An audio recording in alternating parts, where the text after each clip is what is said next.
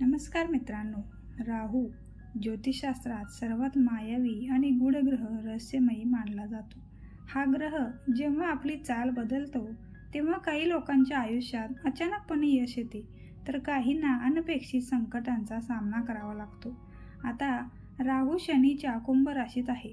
25 नोव्हेंबरपर्यंत तो इथेच राहणार आहे. मात्र नक्षत्र बदलणार आहे. कधी 2 ऑगस्ट 2026 रोजी तो शततारका नक्षत्रात प्रवेश करेल आणि ज्योतिषशास्त्रानुसार या बदलाचा काही राशींवर विशेष परिणाम होईल. जर तुमची रास यात असेल तर पुढील काही महिने अधिक सावध राहण्याची तुम्हाला गरज आहे.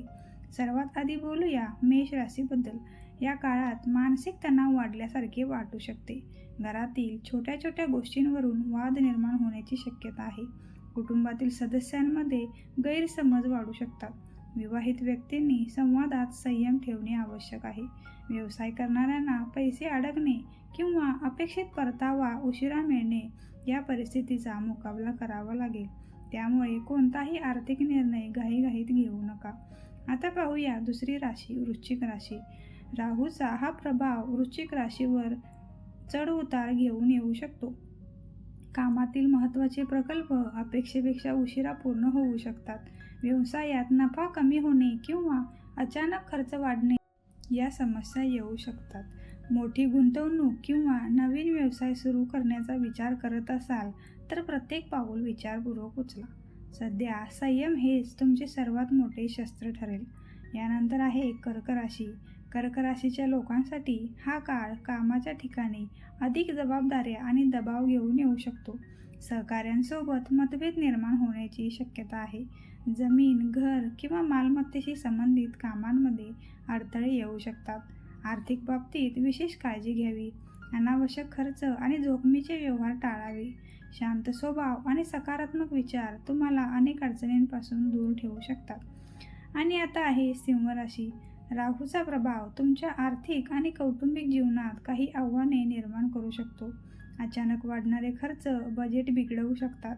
वडील किंवा कुटुंबातील ज्येष्ठ सदस्यांसोबत मतभेद वाढण्याची शक्यता आहे. करिअरमध्ये अपेक्षित यश मिळण्यास थोडा विलंब होऊ शकतो. त्यामुळे निराश होऊ नका.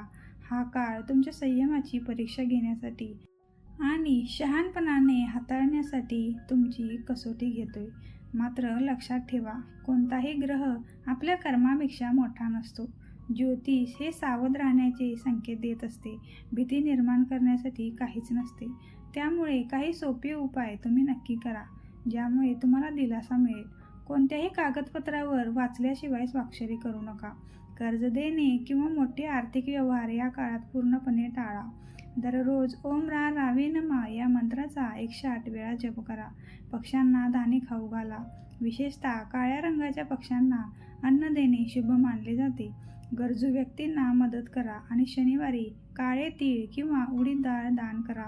मित्रांनो, राहू हा ग्रह भ्रम निर्माण करतो.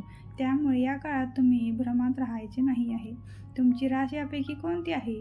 राहूच्या प्रभावामुळे आयुष्यात कधी अचानक बदल तुम्ही याआधी अनुभवला आहे का? कमेंटमध्ये आम्हाला नक्की सांगा. अशा ज्योतिष, ग्रहगोचर आणि राशी भविष्याच्या माहितीसाठी चॅनेलला सबस्क्राईब करायला विसरू नका. भेटूया परत एका व्हिडिओसोबत. तोपर्यंत काळजी घ्या.